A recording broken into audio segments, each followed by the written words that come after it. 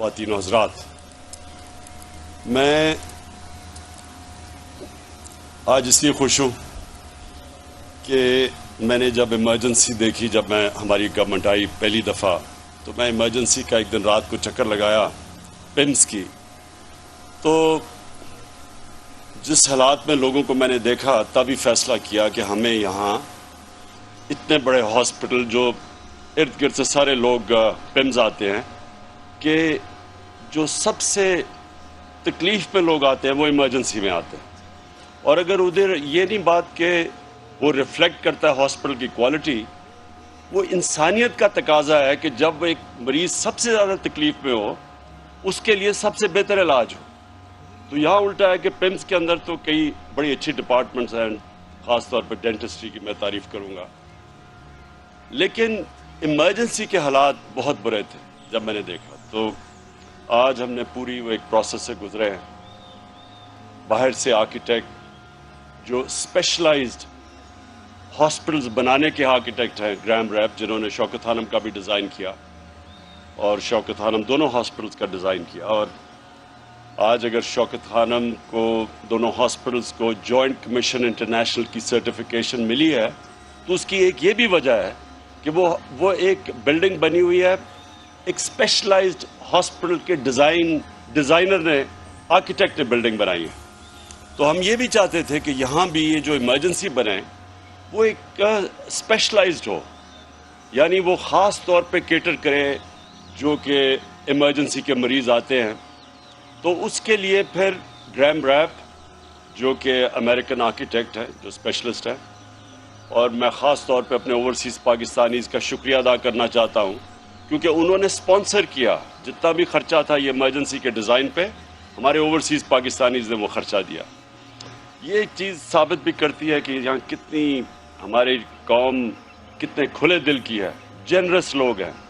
ان کو میرے خیال میں کوئی دنیا میں اتنی قوم اللہ کے نام پہ پیسہ نہیں دیتی جتنی پاکستانی قوم دیتی ہے۔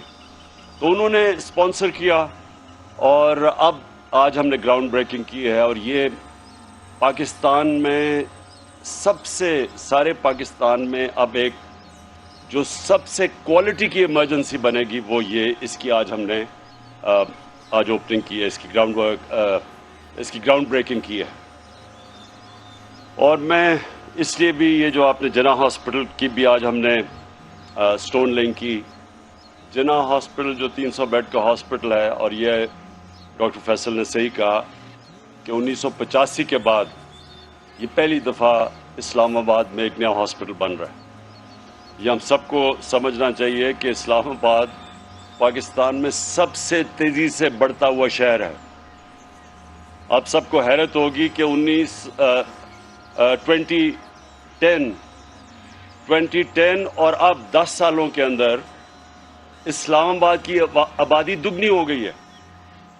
سو اتنی تیزی سے یہ شہر بڑھ رہا ہے، تو 85 کے بعد اگر ہاسپٹل نہیں بنا تو اس لیے اتنا زیادہ ہاسپٹلس کے اوپر رش پڑتا ہے، ڈاکٹرز پہ پریشر پڑتا ہے، اس کی سٹینڈرڈز اور کوالٹی مینٹین کرنا مشکل ہو جاتا ہے۔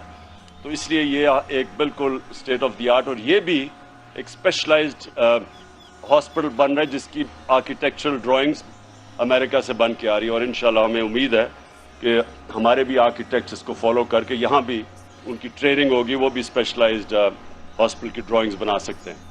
تو یہ میں نے 2 آج ان کی اوپننگ کی ہے، اور میں نے یہ تیسری جو بات کہنی تھی وہ ہیلتھ کارڈ کی ہے۔ میرا یہ ایمان ہے کہ ان 3.5 سال میں کسی پاکستان کی حکومت نے اتنا زیادہ کام عوام کے لیے کیا ہی نہیں ہے۔ ہیلتھ کارڈ جو ہے، health insurance, universal health insurance, سوائے سندھ کے، کیونکہ پروونشل گورنمنٹس پیسہ دیتی ہیں ہیلتھ کارڈ کی انشورنس کمپنی کو پریمیم دینے کا، تو یہ آپ کو پتہ ہونا چاہیے کہ یہ یونیورسل ہیلتھ کوریج ایڈوانسڈ ملکوں کے بھی اندر ایسی ملتی، پریمیم دینا پڑتا ہے آپ کو۔ یہاں ہم اپنی آبادی کے لیے مفت ہیلتھ انشورنس دے رہے ہیں، اور یہ کتنا بڑا خواب تھا، تو شروع میں ساروں نے کہا کہ یہ ہو ہی نہیں سکتا۔ پہلے ہم نے خیبر پختونخوا سے شروع کیا چھوٹے پیمانے پہ، پھر ہم نے آخر میں فیصلہ کیا کہ ہم جتنے بھی ہمارے صوبے ہیں ہمارے نیچے سب کو، ہر خاندان کو ہم ہیلتھ کارڈ دیں گے۔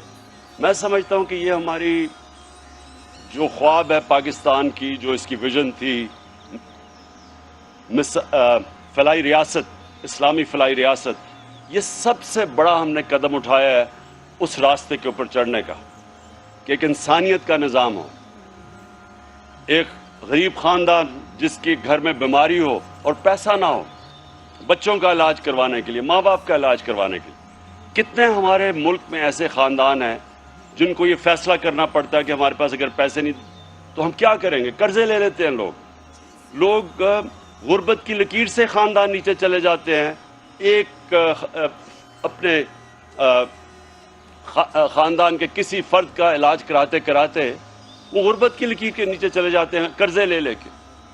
تو یہ تب سے میں نے جب سے پولیٹکس میں آیا تھا میرا یہی خواب تھا کہ ایک دن ہمارے شہریوں کو ایک ایسا کارڈ ملے کہ وہ اس ہسپتال میں جا کے علاج کروا سکے جو وہ خواب بھی نہیں دیکھ سکتے تھے کہ پرائیویٹ ہاسپٹلز میں اپنا علاج کروا سکے۔ اور مجھے اتنی خوشی ہوئی، مہینہ پہلے ڈاکٹرز ہاسپٹل کے ان کے جو اونر ہیں انہوں نے مجھے کال کیا اور مجھے مبارک دی کہ پہلی دفعہ ڈاکٹرز ہاسپٹل میں ایک مزدور کا ہارٹ کا آپریشن ہوا، جو وہ تصور بھی نہیں کر سکتا کہ اتنا ایک پرائیویٹ ہاسپٹل میں مہنگا ہوگا۔ تو یہ ہماری یہ ایک قدم ہے، اس سے ایک پورا ہیلتھ سسٹم بنے گا پاکستان میں، پرائیویٹ سیکٹر آئے گا، پبلک پرائیویٹ پارٹنرشپس ہوں گی اب ہاسپٹلز میں، ہیلتھ سسٹم میں، کیونکہ اتنا زیادہ ہم نے پیسہ دیا ہے ہیلتھ انشورنس میں۔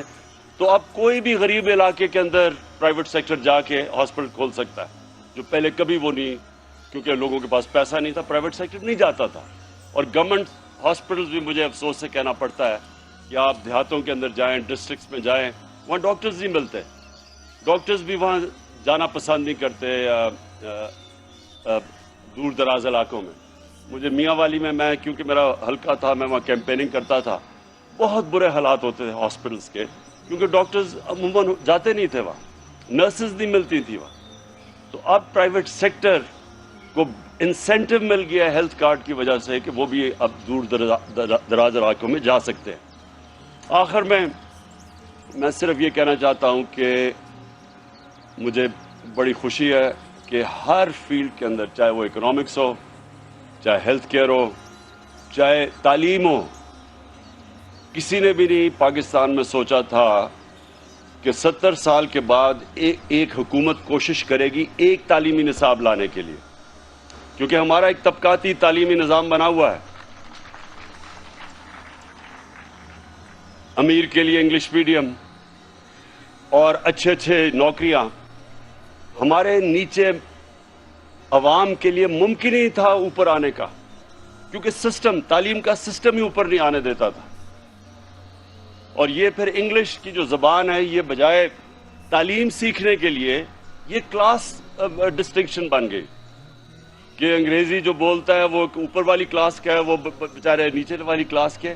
اتنا بڑا یہ غلامی کا ہمارے اوپر بوجھ پڑا ہوا ہے کہ ہم کئی دفعہ میں دیکھتا ہوں کہ لوگ صرف یہ ثابت کرنے کے لیے پڑھے لکھے ہیں، وہ پہلے انگریزی میں 4-5 جملے کہتے ہیں، پھر اردو میں آتے ہیں۔ یہ جو ہم نے اپنے اوپر احساس کمتری کا نظام بنایا ہوا ہے، یہ صرف اور صرف ایک کلونیل ایجوکیشن سسٹم کی وجہ سے، جو ہم نے چینج نہیں کیا۔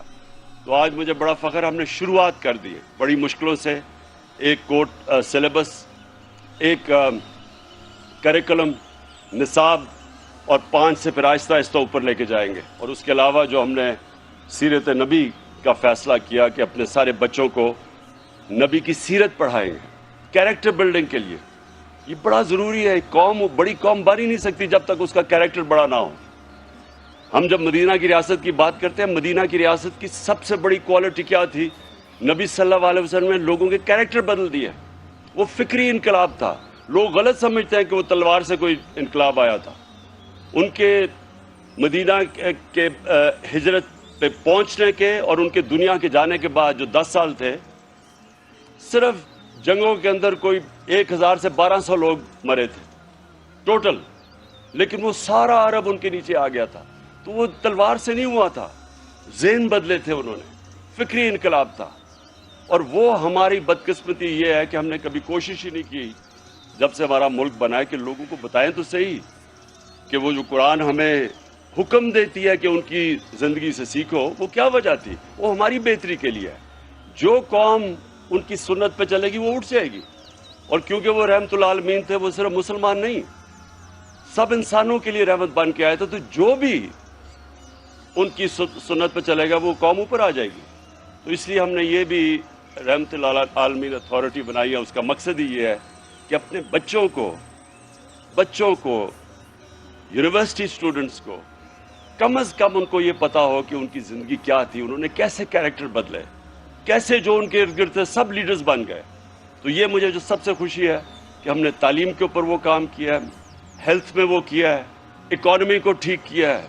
آج ہمارے سارے اکانومی کے انڈیکیٹرز رائٹ ڈائریکشن میں ہیں. IMF کہہ رہا ہے کہ پاکستان سسٹینیبل گروتھ پہ نکل گئی ہے. ہم نے اپنے پیر پہ کھڑے ہونے کا جو سب سے ہمارا بڑا مسئلہ تھا کہ ہمارے خرچے زیادہ تھے، آمدنی کم تھی، ہم وہ پہلی گورنمنٹ آئی ہے جو اس طرف اب نکل گئی ہے کہ اپنی آمدنی اٹھاتی جا رہی ہے اور انشاءاللہ اپنے خرچے ملیں گے تاکہ ہمیں کسی کے سامنے غلامی نہ کرنی پڑے، ایک خوددار قوم بن کے ہم سامنے آئیں. تو آخر میں پھر سے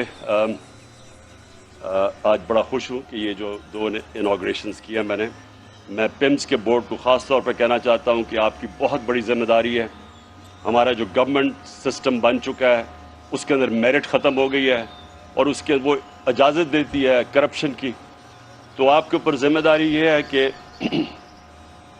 آپ نے وہ سسٹمز لے کے آنے ہیں جو کہ پرائیویٹ سیکٹر کے اندر ہے. جو گورنمنٹ سیکٹر ہے وہ کوئی وجہ نہیں کہ وہ اگر پرائیویٹ سیکٹر کے سسٹمز لے کے آئے اور انسولیٹ کر لے. بورڈ کا بنانے کا مقصد ہی یہ ہے کہ وہ آپ بورڈ وہ اس طرح ہاسپٹل چلائیں جس طرح پرائیویٹ سیکٹر چلتا ہے. یعنی آپ میرٹ کے اوپر لوگوں کو لے کے آئیں، میرٹ کے اوپر انڈکشنز کریں. یہ جو بنا ہوا ہے جو سینئر ہے وہ اوپر آ جائے. اگر سینئر آپ کا بہترین چیف ایگزیکٹو نہیں بن سکتا تو جو بہترین ہے اس کو بننا چاہیے. اور جتنا آپ میرٹ کے اوپر لوگوں کو لے کے آئیں گے اتنا ہاسپٹل کی سٹینڈرڈ اوپر چلی جائے گی. تو بورڈ کا تو مقصد یہ ہے. تو آپ کی بہت بڑی ذمہ داری ہے، میں بورڈ کو کہنا چاہتا ہوں، کیونکہ ہمیں بڑی امید ہے یہ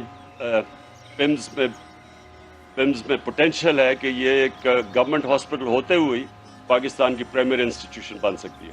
شکریہ.